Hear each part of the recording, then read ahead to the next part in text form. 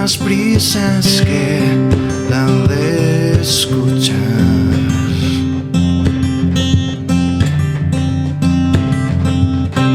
Tú me hablas al corazón, a mi mente y a mi voluntad.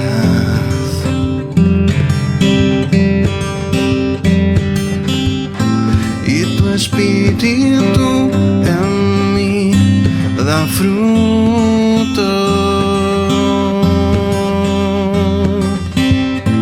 Y tu espíritu en mí da fruto. Háblame de ti, Señor, y de lo que puedo hacer en tus manos.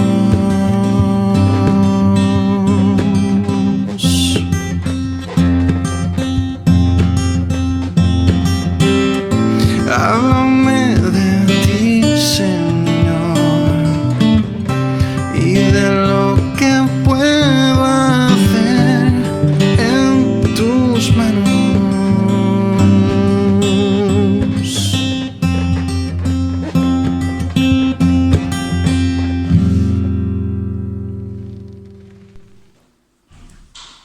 Bien, pues buenos días a todos y todas, y también a los que nos verán por las redes sociales. El autor de Hebreos, en el capítulo 11, dice: sin fe es imposible agradar a Dios, ya que cualquiera que se acerca a Dios tiene que creer que Él existe y que recompensa a quienes lo buscan. Vayamos hace un instante también en 1 Corintios, capítulo 15, versículo 14. Si Cristo no ha resucitado, nuestra predicación no sirve para nada, como tampoco vuestra fe. Una cosa que muchos discuten es la divinidad de Jesucristo. Algunos lo hacen y niegan la divinidad de Jesús de una forma consciente, tajante, contundente. Muchos grupos religiosos que no vamos a citar. Otros quizá no lo hacen de esa forma, pero lo hacen tácitamente al presentar a Jesús o al pensar en Jesús simplemente como un hombre bueno. Hemos oído esto muchas veces. Incluso hace no tantos años oíamos: Jesús fue el primer comunista, se decía. Simplemente quedaba eso, en cuestión humana. Si Jesús hubiese sido eso, si Jesús simplemente no hubiera sido Dios encarnado, si Jesús simplemente fuera un buen hombre, nuestra predicación sería, pues como decía antes, un cuento de hadas, sería una tontería. El mensaje de salvación que proclamamos sería algo filosófico, quizá lleno de buen sentido, pero nada más. Esta mañana estaríamos aquí un grupo de gente que nos llevamos bien, que vale, que de acuerdo, que nos gusta hacer una serie de cosas, pero no tendría más sentido. Y nuestra fe, en definitiva, no tendría sentido. Por eso, cuando se piensa en un Jesús simplemente humano, cuando se piensa en un Jesús simplemente que no es divino, entonces nos olvidamos que sin fe es imposible agradar a Dios. Y si Cristo no ha resucitado, nuestra fe no vale, es decir, nuestra fe está depositada en Cristo y en Dios a la vez, porque es el mismo en dos personas. La Escritura nos presenta, sin lugar a dudas, queridos hermanos, la divinidad de Jesús, ya que tanto a Jesús como a Dios Padre, Dios Hijo, se le atribuyen las mismas características. Por amor al tiempo, vamos a ver muy brevemente alguna que otra, simplemente, y quedan algunas más en el tintero, que el Señor lo permite quizá en esta ocasión. Algo que hemos citado y que es la base, digamos así, es motor de nuestra fe, es el perdón de pecados. Es un atributo que tanto Dios Padre como Dios Hijo tienen, el perdón de pecados. En Marcos 2, 7, Lucas 5:21 leemos una pregunta que se hacían los contemporáneos de Jesús. ¿Quién puede perdonar pecados sino solo Dios? Este era el concepto que había hasta este momento. Desde Génesis 3 encontramos que queda bien claro que el único que puede perdonar pecados, el único que tiene potestad, poder, autoridad para perdonar pecados, es únicamente Dios. De hecho, muchas religiones paganas tenían y tienen esto asumido, como que es solamente una potestad de sus dioses. Dios podía haber librado a Jesús de la cruz, pero no lo hizo. Dios podía, como Jesús clamó, si es posible, pasa de mí esta copa, pero no lo hizo para perdonarnos a nosotros los pecados en virtud del sacrificio de su Hijo. Si Jesús no hubiese ido a la cruz, Jesús no podría haber perdonado los pecados. Y cuando Jesús en varias ocasiones le dice a algunos, como veremos ahora, tus pecados te son perdonados, para Jesús era más fácil decir, mira, Dios Padre perdona tus pecados, porque para Jesús decir tus pecados yo te perdono está implicando el sacrificio de la cruz, y sabemos que fue un sacrificio que a Jesús le hizo pasar un mal tiempo, como bien sabemos. En Lucas 7, 47 al 49, muy rápido, le dice Jesús a la persona, lo cual te digo que sus muchos pecados le son perdonados, porque amó mucho, mas aquel a quien se le perdona poco, ama poco. Y ella le dijo, tus pecados, y a ella le dijo, la mujer, ¿verdad?, que derramó si la memoria no nos falla, el vaso de alabastro, le dijo, tus pecados te son perdonados. Y los que estaban juntamente sentados en la mesa comenzaron a decir entre sí, ¿quién es este para perdonar pecados? Es interesante el ministerio de Jesús, cuántas veces demostró su completa deidad, aunque también su completa humanidad. Jesús, como bien sabemos, en la cruz tuvo sed, Jesús en algún momento tuvo hambre, pero es curioso porque esas circunstancias Dios las usó para mostrar también su deidad en la persona de Jesús. Las características humanas de Jesús, Dios Padre también, el mismo Jesús las usó para demostrar su deidad. Cuando Jesús tiene sed, recordamos, si no hubiese tenido sed, Jesús como hombre no hubiera podido mostrar perdón a la mujer samaritana. Dios se sigue acercando tanto a nosotros hoy en día, como Jesús se acercó a la mujer samaritana. Y yo doy gracias a Dios porque un día se acercó a mi vida. ¿No? Porque si Jesús no fuera Dios, de nada nos valdría. Jesús demostró que es Dios perdonando pecados a gente que muchas veces era inconsciente de los mismos. Hasta ahora, si no se demuestra lo contrario, un muerto ni siente ni padece.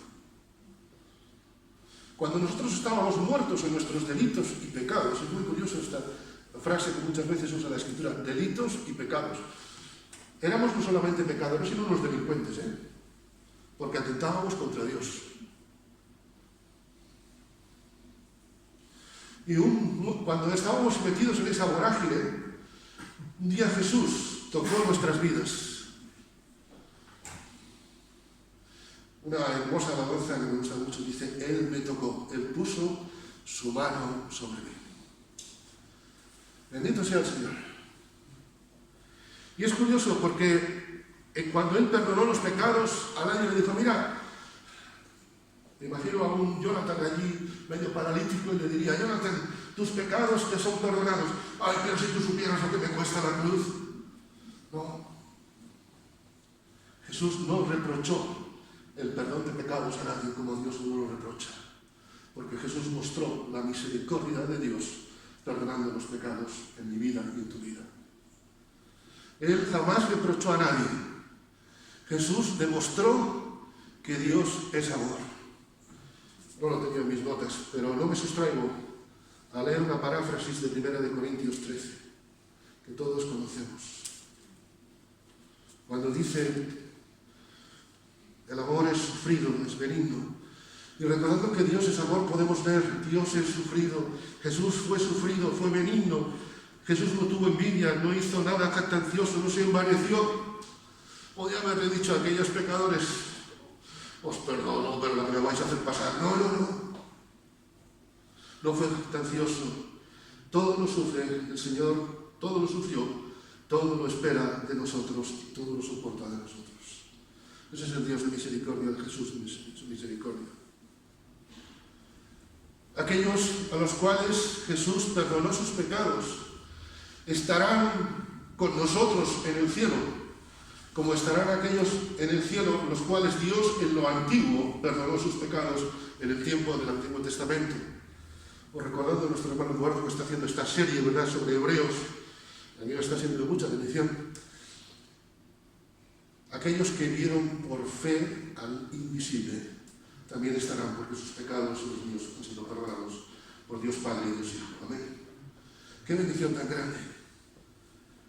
Es más, si había alguna duda de esto, el anciano Simeón, cuando ve a Jesús en el templo el 8º día del nacimiento de Jesús, imagínate el viaje, cómo estaría María recién dada a luz, el niño recién nacido, el viaje, que de aquello no había como los trenes de la Renfe ni nada, ni coche cama ni nada, ni aire acondicionado. ¿Cómo sería aquel viaje, verdad? Y a los 8 días tiene que ir al templo cumpliendo los trámites de la ley.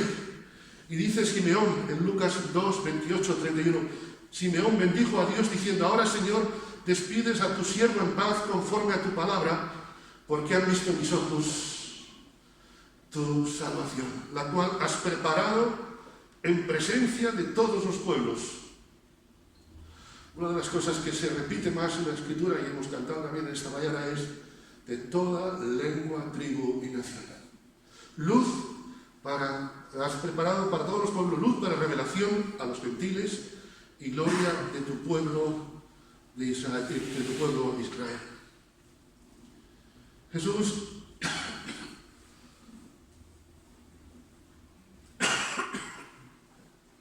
Jesús tenía poder para librarse de la cruz, pero ¿sabes por qué no lo hizo? Porque si Jesús se hubiese librado de la cruz, tú y yo hoy no seríamos hechos hijos de Dios. Por eso Juan escribe en su epístola, mirad qué amor nos ha dado el Padre, para que seamos llamados, seamos hechos hijos de Dios. Reitero la frase que alguna vez he repetido y permitidme, gracias por vuestra paciencia. Como decía Spurgeon, si puedes vivir como el hijo del Rey de Reyes, no vivas como el hijo del Rey de Inglaterra. Dios nos ha hecho hijos del Rey de Reyes, porque Jesús es Dios. Gloria al Señor.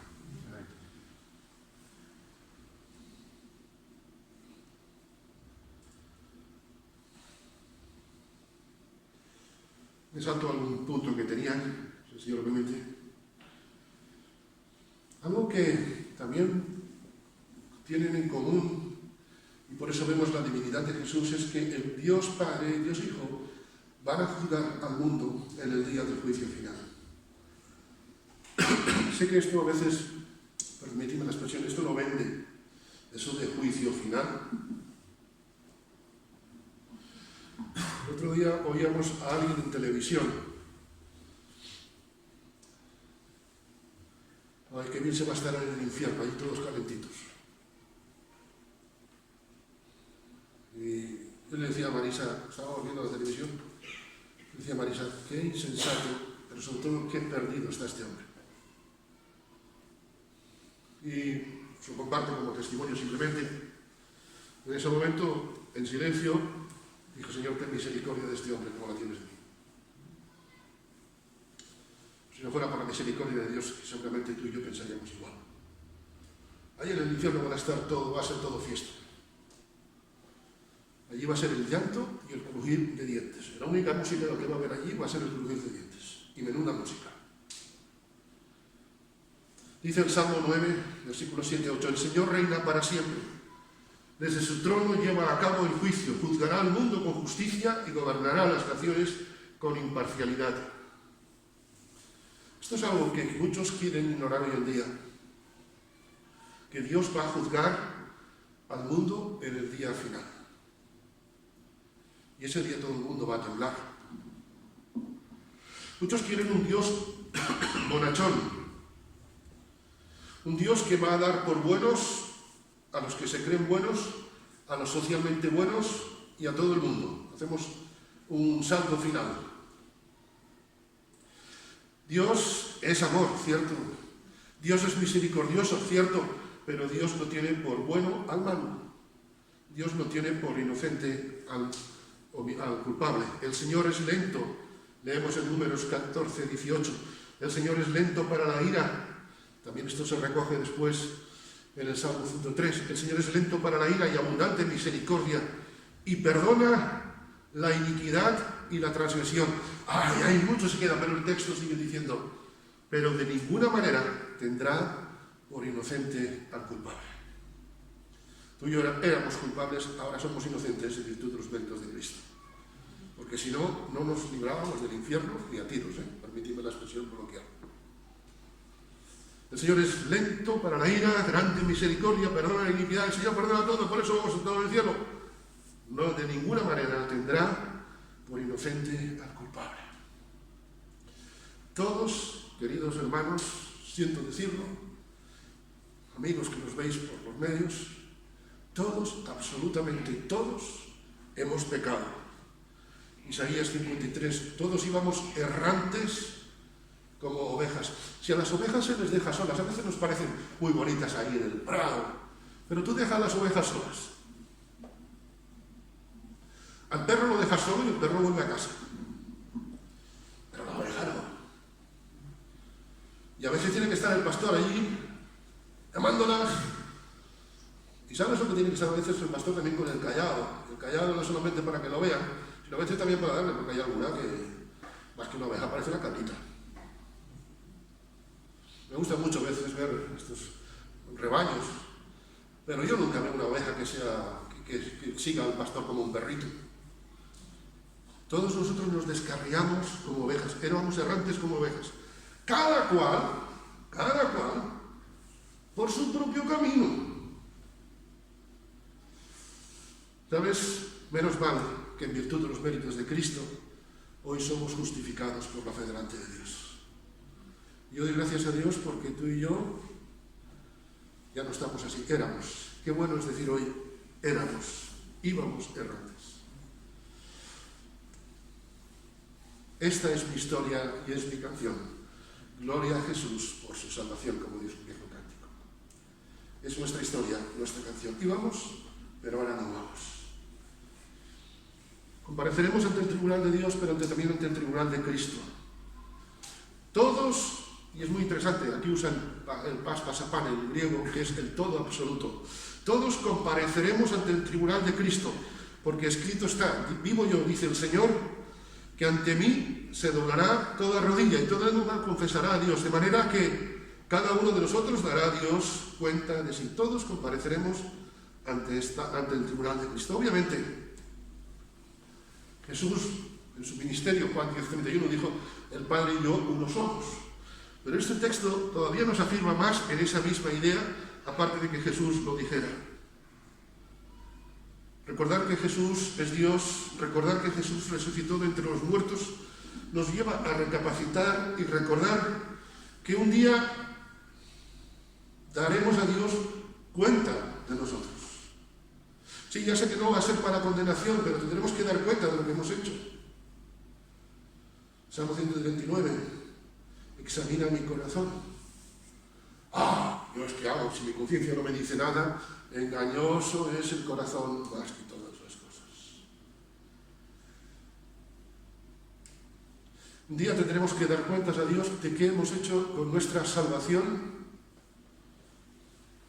de qué hemos hecho con nuestros dones, de qué hemos hecho cuando se nos ha amonestado, cuando se nos ha animado.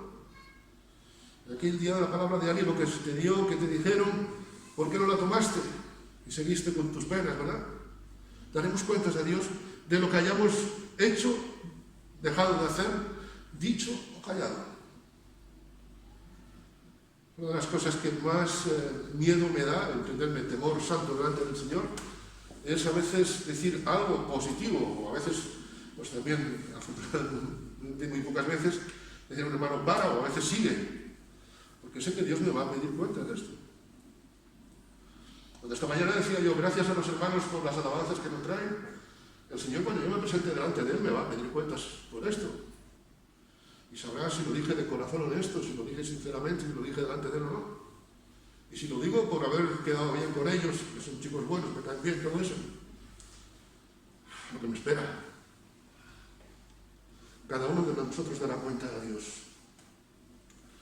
En definitiva, queridos hermanos, la muerte y la resurrección de Cristo nos recuerdan que la segunda venida de Cristo está cerca. Siendo muy jovencito, bueno, porque algún día fui joven, aunque no os lo creáis, visité una iglesia que se reunía en una casa y tenía yo 19, 20 años y recuerdo que un niño, no sé qué niño, o sea, por supuesto yo será un hombre adulto, una mujer, había escrito con un bolígrafo en un papel, tenía en el tablón de anuncios, ojo, el Señor está al llegar. Ya han pasado bueno, unos cuantos años, tampoco vamos a entrar en detalles. Han pasado unos años y sigue siendo cierto. Ojo, el Señor está al llegar. La resurrección de Cristo me recuerda que Cristo viene, porque Dios no miente. Hoy nos gozamos y tenemos la misma esperanza. Hoy tenemos, vamos a decir así, compartimos plato de esperanza con aquellos que le vieron partir a los cielos, en Hechos capítulo 1.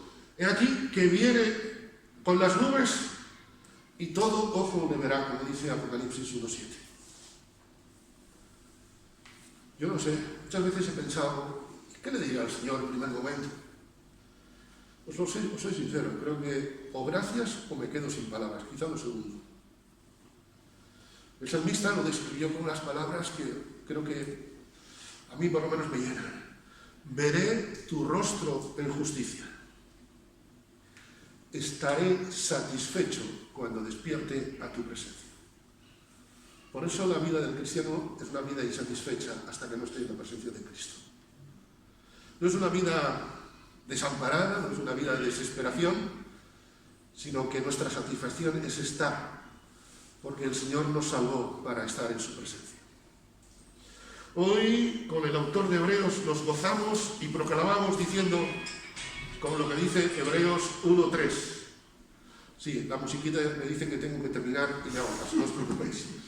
Con el autor de Hebreos nos gozamos y proclamamos, el Hijo es el resplandor de la gloria de Dios, la fiel imagen de lo que Él es y el que sostiene todas las cosas con su palabra poderosa. Después de llevar a cabo la purificación de los pecados, se sentó a la derecha de la majestad en las alturas. Desde luego, hoy nos gozamos con eso. Hoy nos gozamos con esa segunda venida del Señor. Cuán gloriosa será la mañana cuando venga Jesús el Salvador. Amén. Y termino como empezaba. Sin fe es imposible agradar a Dios, ya que cualquiera que se acerca a Dios tiene que creer que Él existe y que recompensa a quienes lo buscan. Si Cristo no ha resucitado, nuestra predicación no sirve para nada, como tampoco vuestra fe. Si Cristo ha resucitado, nuestra predicación no sirve para nada, tampoco nuestra fe. Le agradamos y agradecemos porque nuestra fe está depositada en el Señor, al cual sea la gloria, ahora y siempre. Amén.